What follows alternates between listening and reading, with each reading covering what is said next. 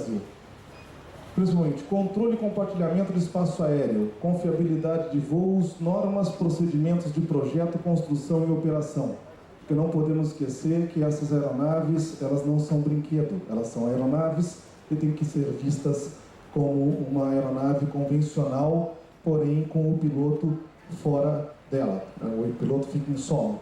Bom, a visão da GX é ser líder e referência no mercado de sistemas autônomos para aerolevantamento agrícola, ambiental, distribuição e operação de sistemas não tripulados, inteligência computacional de alto valor agregado. O que eu quero dizer com inteligência computacional de alto valor agregado? Nada funciona se você não tem uma série de softwares por trás para poder fazer a interpretação dos dados que são gerados pelas aeronaves, sendo eles imagens multiespectrais, hiperespectrais ou qualquer outro tipo de dados que for ser utilizado dentro dos seus sensores. Bom, senhores, como os senhores devem saber, bom, só um histórico da GX rapidamente, fazer um pouquinho de propaganda também, né? Começamos aqui em 1998, junto com a USP, no Instituto de Ciências Matemáticas e Computação, com uma pesquisa de utilização de aeronaves ainda sem piloto, ainda eram aeromodelos, nós não podemos chamar isso de aeronaves. Então, em 1998, nós começamos a voar aeromodelos com câmeras fotográficas para ver se isso tinha estabilidade em voo e se funcionava como um vetor de aerofotogrametria. Bom, aí fundamos a GX em 2002, desenvolvemos um projeto junto com a Embrapa, fomos felizes nesse projeto, iniciamos aqui toda uma ida e agora em 2014 nós iniciamos nossas operações nos Estados Unidos, na Universidade de Purdue. Eu vou falar um pouquinho mais para frente disso. Ok, vamos lá. Eu tenho que apontar para lá. Tá, bom, a GX ela trabalha desde a parte de desenvolvimento, produção, operação, processamento de imagens nas áreas agrícolas e ambientais e trabalhamos com o desenvolvimento de projetos complexos. Então hoje temos alguns projetos com o Exército Brasileiro, temos alguns projetos com o governo norte-americano na área de meio ambiente e agricultura. Continuando. Bom, algumas parcerias institucionais da GX. A GX ela tem uma parceria muito forte com a Universidade de São Paulo, que está ali na nossa casa, né? Está lá em São Carlos. Grande parte da GX saiu da universidade. Com a Embrapa, com o Instituto Tecnológico da Aeronáutica, o ITA tem sido nosso parceiro já há bastante tempo. O Centro Tecnológico do Exército, agora aqui com a CEMIG, temos um projeto muito interessante na área de verificação de qualidade, de transmissão de energia e da área de servidão, utilizando veículos aéreos não tripulados. Temos aqui uma parceria institucional com a Polícia Militar do Estado de São Paulo, exatamente com o policiamento ambiental, que tem utilizado nossas aeronaves aí na fiscalização ambiental, e isso tem sido de grande sucesso para o policiamento ambiental. Isso deve crescer no Brasil como um todo. Agora nós temos aqui uma grande oportunidade com a Universidade de Purdue, firmamos uma parceria de desenvolvimento com eles e temos algumas aeronaves nossas já em solo americano voando nos Estados Unidos. Ok, vamos lá. Eu queria... pronto. Esses daqui são alguns dos nossos clientes. Indo para o que interessa, se eu conseguir mudar. Ótimo. Vou falar um pouquinho da situação de VANTs no Brasil, tá? VANT, drone, tudo isso, na verdade, faz parte de algo chamado CISVANT, tá certo? Que está dentro da categoria das RPAs, aeronaves remotamente pilotadas. Bom, quais as legislações aplicáveis hoje no Brasil? Você tem a AIC 2110, que saiu em 2010, publicada pelo Departamento de Controle de Espaço Aéreo, que é regras para a utilização do espaço aéreo com veículos aéreos não tripulados. Ok? Saiu esse ano agora a AIC 1214, que está valendo durante a Copa do Mundo, que cria algumas sanções aqui para a 2110 e para as outras AICs que existem no Brasil. Mas basicamente o DSEA, se você for fazer um voo de VANT, seja ele de qualquer tamanho, para qualquer finalidade, você precisa de uma autorização do controle do espaço aéreo, do SINDACTA da sua região, no caso aqui de Minas Gerais é o SINDACTA 1, para que você possa ocupar aquele espaço aéreo e dividir aquele espaço aéreo com outras aeronaves que estejam em trânsito. Ok? Perfeito. Bom, a segunda legislação aplicável que nós temos é a Instrução Suplementar 21002, de 23 de outubro de 2012, que fala sobre a certificação de autorização de voo experimental, ou seja, qualquer aeronave experimental, qualquer aeronave hoje não tripulada, ela está sendo encarada pela ANAC, pela Agência Nacional de Aviação Civil, como uma aeronave experimental. E como tal, ela não pode ser utilizada para prestação de serviços.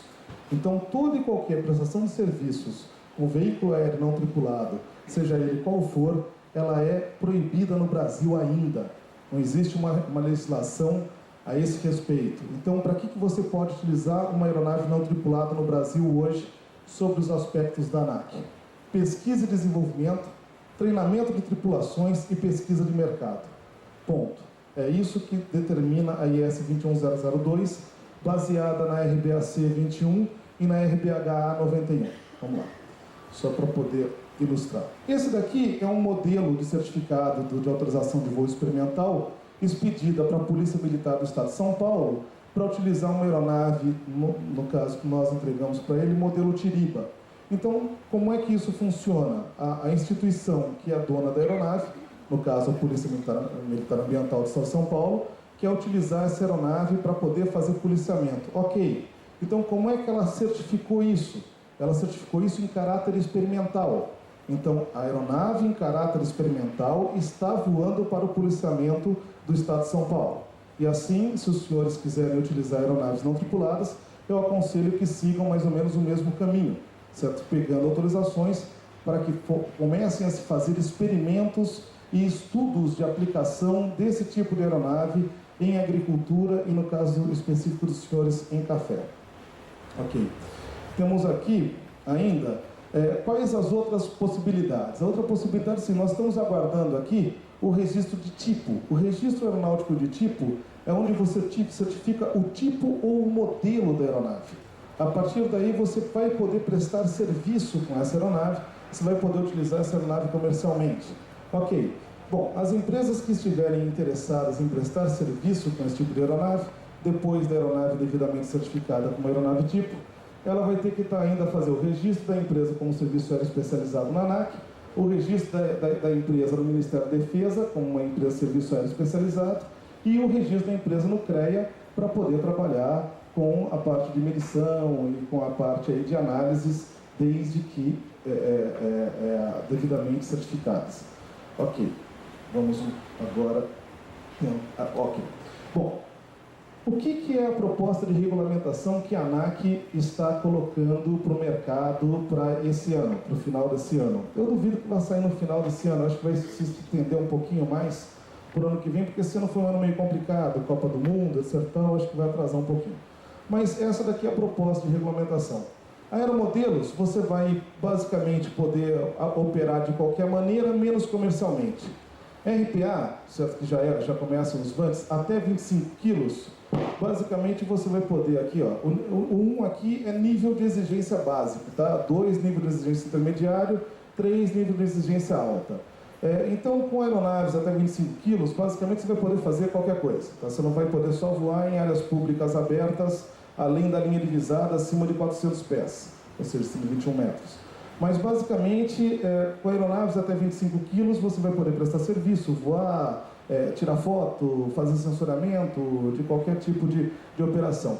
Acima de 25 quilos já começam outras exigências e já começa a ficar proibido vários tipos de operação num primeiro momento. Estamos aguardando a ANAC dar aí um parecer, uma continuidade nessa proposta que eles fizeram em fevereiro desse ano, para ver se a gente consegue finalmente acertar essa regularização das aeronaves não tripuladas no Brasil. Mas vamos lá. Aerolevantamento com uso de VANTs. O que nós temos feito, o que nós temos aprendido com isso ao longo dos nossos 12 anos de trabalho? Bom, não vou me atender à definição, vamos direto ao que interessa. Bom, então o que nós temos aqui? Algumas questões que eu acho muito importante que devem ser levantadas antes de se pensar em utilizar uma aeronave não tripulada, ou antes de se pensar em comprar uma aeronave não tripulada, ou coisas desse tipo. Nós temos aqui tipos de sensores embarcados, os problemas de distorções de lente, recobrimento da área fotografada, definição de imagem, se vai usar um GPS navegação, se vai usar um GPS diferencial, se você vai trabalhar com ortorretificação, sistemas inerciais de giro e estabilização dos seus sensores, dependendo do tipo de sensoramento que você for utilizar, problemas de paralaxe, distorção, correção, iluminação, sombra, nuvens, ajuste de sensibilidade, softwares de pós-processamento. Essa daqui é uma questão muito interessante, essa parte de pós-processamento, a parte de GIS e reconstrução da imagem. Tem alguma coisa estourando nesse microfone, mas vamos lá. Bom, nós temos trabalhado com que tipos de sensores? Nós temos trabalhado com sensores RGB, tá certo? Aí nós temos analisado nesses sensores, principalmente, tamanho do sensor, taxa de ruído do sensor, tipo de lente, se é fixo ou se é intercambiável. Lentes fixas costumam ser sensores mais baratos, lentes intercambiáveis e tem sensores mais caros e lentes mais caras. Porém, a qualidade das lentes intercambiáveis normalmente são melhores que as lentes fixas. Velocidade do obturador, sensibilidade, faixa de ruído, porque essa parte de velocidade do obturador, sensibilidade e faixa de ruído, isso daqui influencia muito no voo do vante. Então, se você tem uma aeronave mais rápida, você vai ter que ter um obturador mais rápido, um sensor que consegue captar a imagem de uma maneira mais rápida e que tem uma faixa de ruído pequena, porque senão sua imagem fica distorcida e você não consegue realizar uma missão de acordo com as características que você previu. Peso da câmera em relação ao vante, isso tem a ver com a parte de segurança de voo e principalmente com a parte de consumo de bateria ou de combustível e o tempo de voo. A maioria das aeronaves que nós temos visto, que o público tem escolhido, assim, de maneira geral, são aeronaves elétricas, pela facilidade de manutenção e operação. Só que a aeronave elétrica, ela tem grandes vantagens e desvantagens. A vantagem é que motor brushless, sem manutenção, muito mais fácil de operar, entra em operação rapidamente, sai de operação rapidamente, só que energia elétrica em bateria ainda é um problema sério. Nós não temos ainda células combustíveis com carga eficiente para poder manter aeronaves elétricas mais do que 20, 30 minutos no ar. Diria eu que 30 minutos é o limite. Então, a relação peso do sensor com o tempo de voo, ela é muito importante caso os senhores forem optar por esse tipo de sistema. Ok, vamos lá. Bom, nós temos utilizado as seguintes câmeras fotográficas na AGX e aconselhamos essas câmeras porque são câmeras realmente que têm nos dado uma qualidade de imagem muito boa e uma resposta espectral muito interessante. Nós temos utilizado a NEX7 com 23 megapixels, é uma câmera compacta, mas ela tem um sensor grande, ela tem um sensor, full frame e e consegue fazer vídeos em Full HD, em alta resolução. Câmeras mais leves, nós temos usado a Canon S110, de 12.1 megapixels. Essa câmera ela tem uma lente fixa, essa lente é inferior às lentes da Sony, porque a Sony usa lente de câmera grande, né? Você pode encaixar a lente, embora a câmera seja compacta. Só que a lente dessa câmera, o conjunto dessa câmera, o custo-benefício dela é muito bom. Então, para a maioria das missões que nós temos feito, principalmente na área de agricultura e meio ambiente, é uma câmera que se adapta muito bem, muito robusta e relativamente barata. Se encontra muito facilmente no mercado. A Canon 7D, de 24.1 megapixels, é uma câmera excelente, tem um sensor com baixíssimo nível de ruído, uma velocidade muito rápida de acurácia na captação da imagem. É uma câmera que funciona muito bem a altas velocidades, 160, 170 km por hora. Vamos lá. Uma outra... Se eu conseguir de novo mudar. Espera aí. Bom, temos utilizado algumas câmeras especiais, alguns sensores especiais. Então, temos utilizado sensores infravermelho, de infravermelho próximo. Temos utilizado sensores hiperespectrais. Temos trabalhado com sensores termais e temos trabalhado com LIDAR. LIDAR é uma tecnologia que usa luz para poder ver a reflectância, basicamente laser, né? Então você vê a reflectância e consegue fazer medições muito, muito precisas com esse tipo de equipamento. Ok. Bom, essa daqui é um modelo das câmeras que nós utilizamos. Nós temos utilizado câmeras da Tetracam. A Tetracam é uma empresa norte-americana que fica em Los Angeles. É uma empresa que tem aí um histórico muito grande na fabricação de câmeras. O presidente da Tetracam foi o inventor da webcam. Então, ele vendeu os direitos de fabricação da webcam e montou uma outra empresa que foi a Tetracam e desde então ele tem trabalhado com câmeras infravermelho. Essa câmera é uma câmera relativamente barata, tem bandas que são compatíveis às bandas dos satélites que você tem disponíveis. Então, por exemplo, o Landsat, ele trabalha com TM1, TM2, TM3, TM4. Essa câmera, ela trabalha nas mesmas frequências do TM2, TM3, TM4, porém ela tem um sensor só, então ela mistura as bandas nesse sensor em camadas, ok? Mas você pode trabalhar com a separação dessas bandas para ter imagem multibandas. Nós também temos trabalhado... Opa, aqui, bom, a resposta espectral, que eu já falei mais ou menos do que ela faz. Nós temos trabalhado com esse outro sensor, que é uma mini MCA. A mini MCA, ela já trabalha, ela já divide as bandas, uma em cada sensor. Então aqui eu já consigo ter filtros entre 450 nanômetros e 1050 nanômetros. O que isso quer dizer? Isso quer dizer que eu consigo, com essa câmera, fazer todos esses índices. Eu consigo sair desde o índice vegetativo, fazer a parte de normalização do índice vegetativo, que é o famoso NDVI, e a partir daí eu consigo fazer todas essas análises aqui com esse sensor.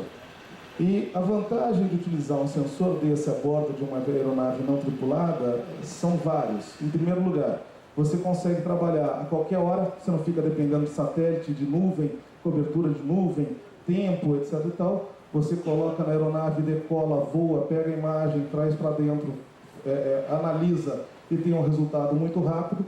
Você consegue trabalhar com multibandas, eu consigo trabalhar com altíssimas resoluções. Então, enquanto um satélite me fala em alta resolução de meio metro, eu estou falando aqui em 5 centímetros por pixel. Se eu quiser, eu posso trabalhar com resoluções de até 1 centímetro por pixel. Então, são resoluções muito altas. Eu consigo trabalhar muito bem focado. Se eu tiver áreas ali que eu quero analisar especificamente para ver um tipo de doença, para ver, por exemplo, índices de nitrogênio, para ver estresse hídrico. Então, eu consigo obter respostas muito precisas e muito rapidamente.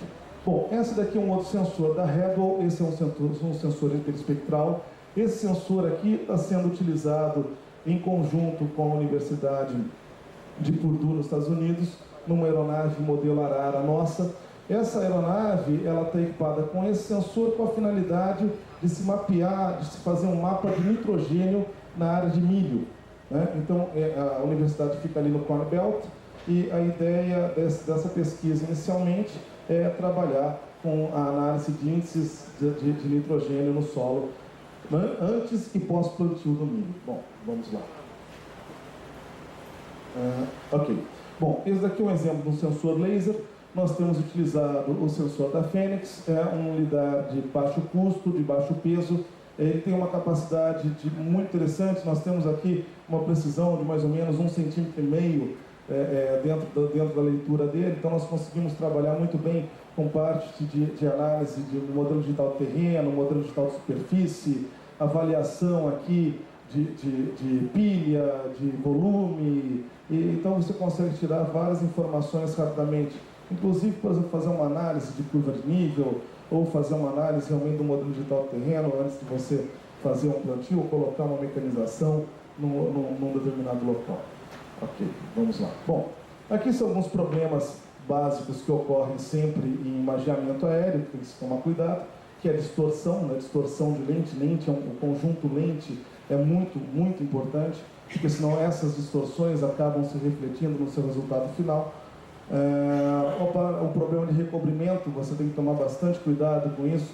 Então, o sistema que os senhores forem utilizar, se os senhores forem utilizar, tem que ter uma garantia de recobrimento. Então, o sistema tem que garantir que ele vai fazer o voo de maneira que ele não vai deixar falhas entre uma imagem e outra. Bom, ortorretificação.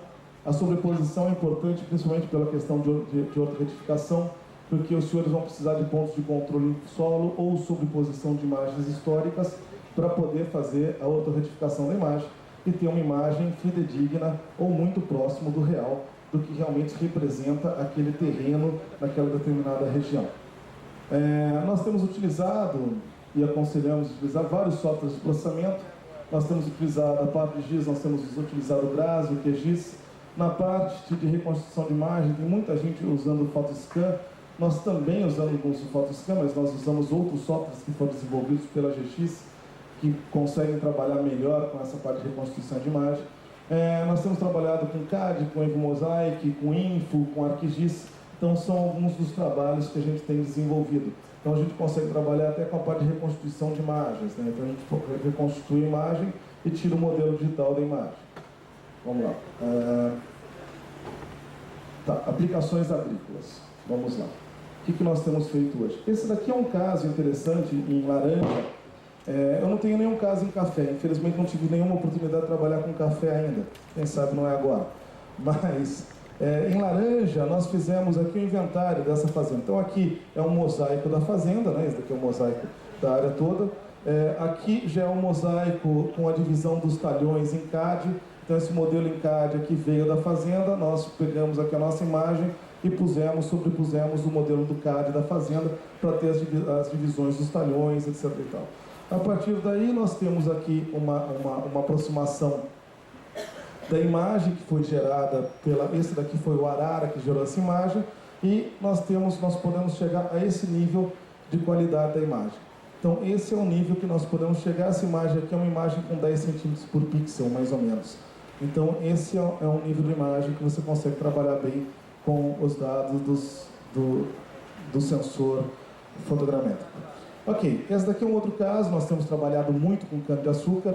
Em cana-de-açúcar, nós temos conseguido esse tipo de resolução. Isso daqui é o Arara voando a 150 metros de altura, a 100 km por hora, com uma Canon 7D.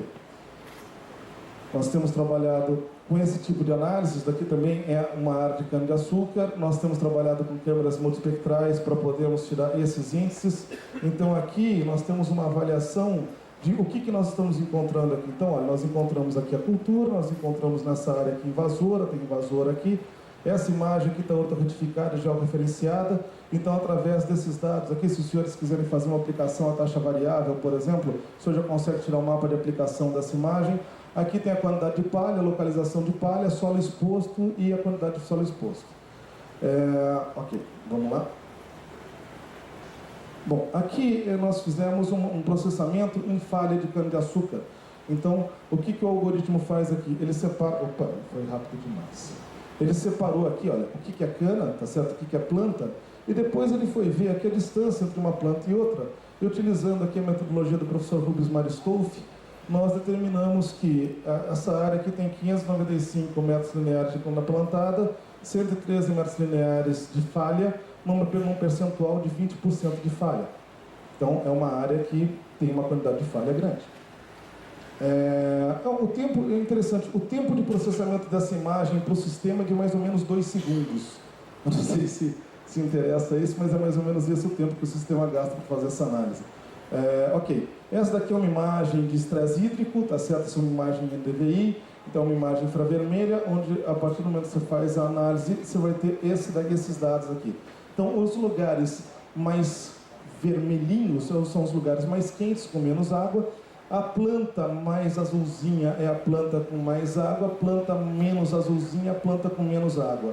Tá? Então, a partir daqui, depois você vai poder aplicar seus índices e ver quais são os índices de estresse que a planta tem ou que a área está apresentando.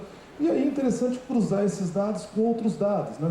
Porque você pode pegar, por exemplo, as áreas de estresse hídrico e cruzar, por exemplo, com o seu mapa de invasoras e ver se o seu estresse hídrico está sendo causado por invasora ou se você está com problemas realmente de irrigação. E assim você vai comparando índices, né? Para poder chegar em avaliações mais fidedignas.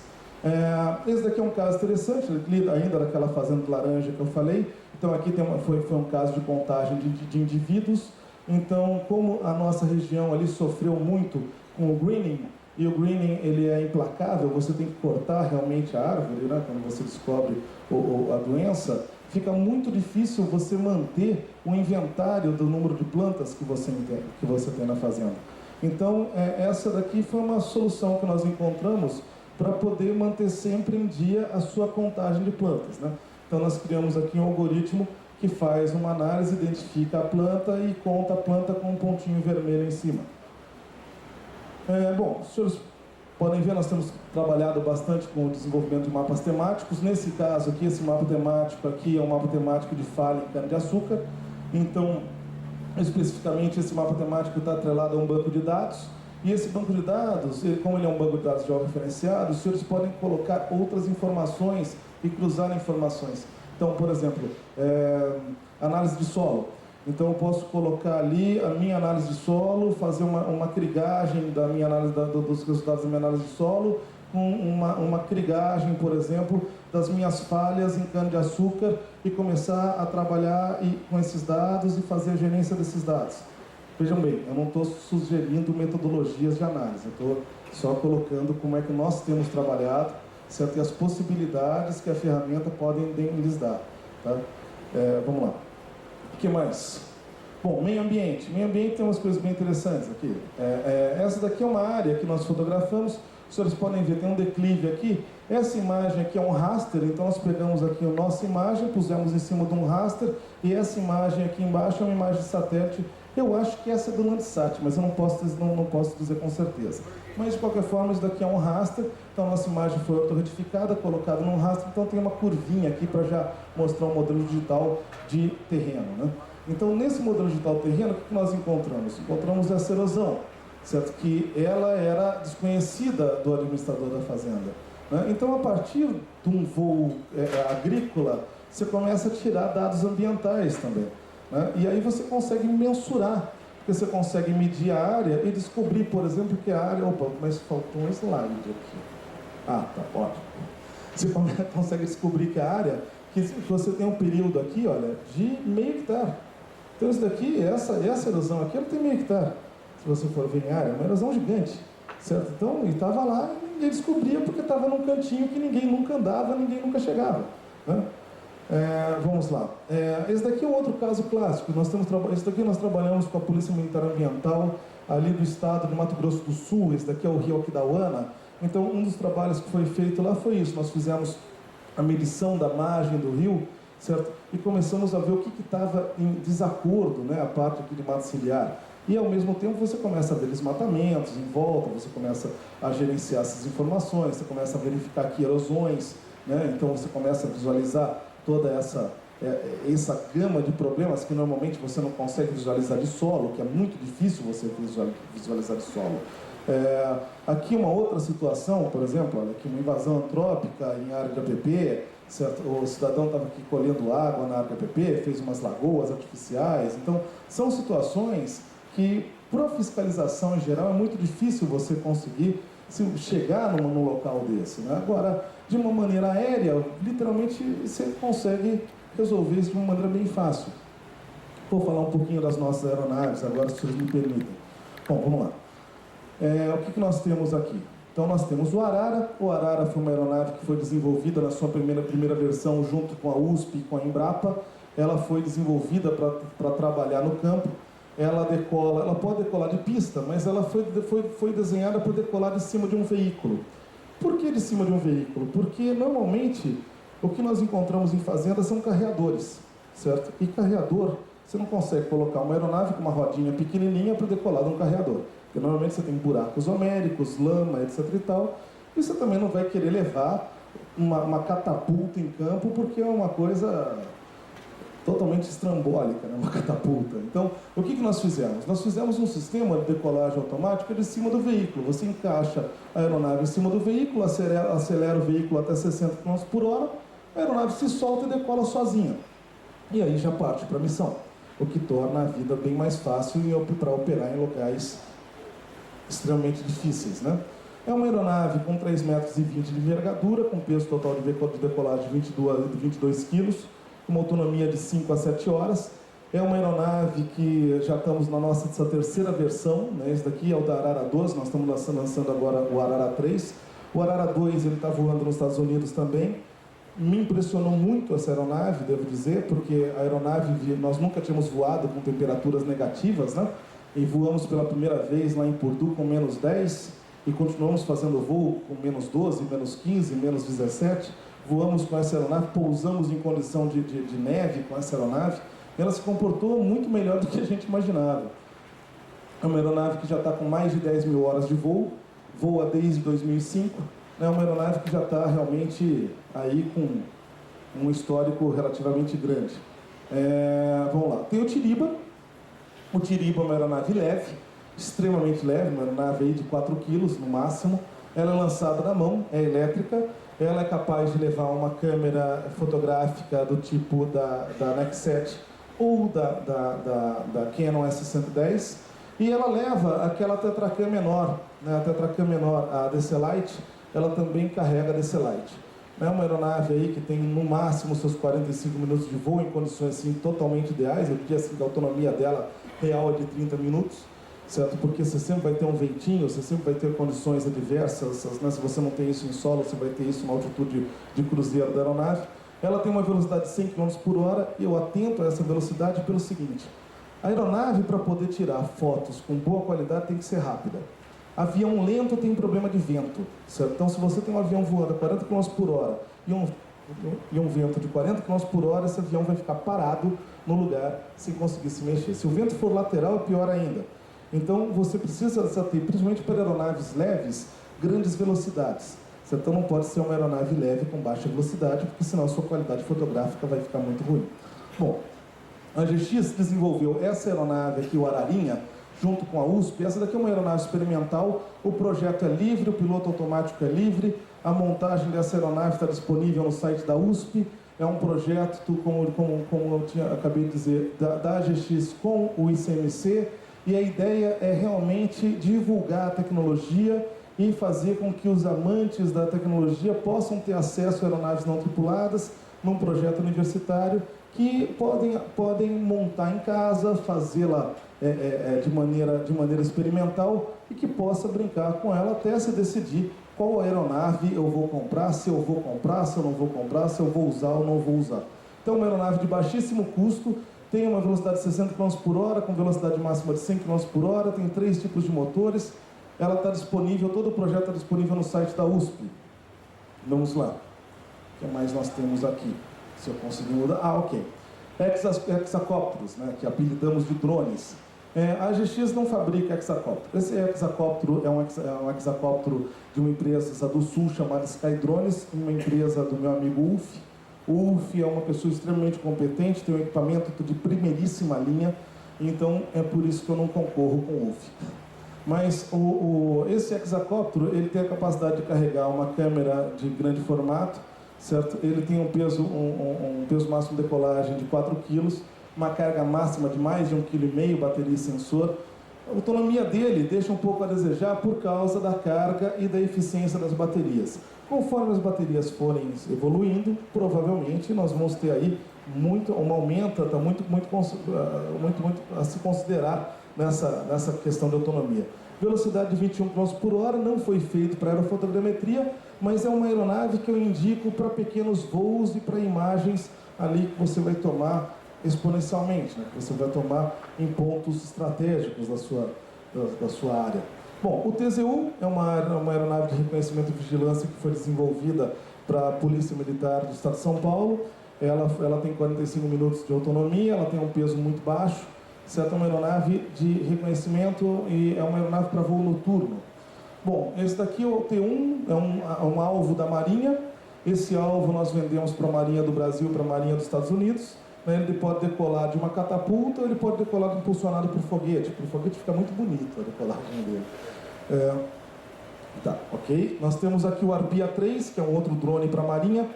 Diga-se de passagem, esse daqui é o melhor produto que eu tenho, porque eu vendo, o pessoal derruba, destrói o avião e quer mais. E ninguém reclama. Então, realmente, é um dos melhores produtos que eu tenho. Mas vamos lá. Então, esse daqui foi algo que nós desenvolvemos para a Marinha do Brasil também. Ele é lançado de uma catapulta a bordo de uma fragata. Ele tem uma capacidade de... Ele tem aqui um flare, né, que é para você acionar para o míssil ser guiado, né, em direção a ele. E, infelizmente, como eu disse, ou felizmente, para mim, ele é destruído. Bom, vamos lá. Esse é o Vandsar. Esse daqui é a maior aeronave que nós temos. Essa daqui é uma aeronave de 7,5 metros de envergadura, com 200 kg e 70 kg de peso de decolagem. Ela leva um radar SAR de banda P e banda X. Esse foi um desenvolvimento feito entre a GX, a FINEP, a Aeroálcool e meu Deus. E a do radar, como é que chama a empresa do radar? Esqueci. Eu vou lembrar. E a empresa do radar, certo? Então, essa é uma aeronave que nós fizemos aí há uns 4 anos atrás e ela está em solo. Fizemos um voo com essa aeronave de teste e estamos aguardando agora a ANAC tomar as providências para que nosso aviãozinho de 200 quilos possa finalmente estar aí dividindo o céu do país com outras aeronaves. Muito obrigado, estou à disposição para contatos caso os senhores tenham necessidade e agradeço novamente a oportunidade.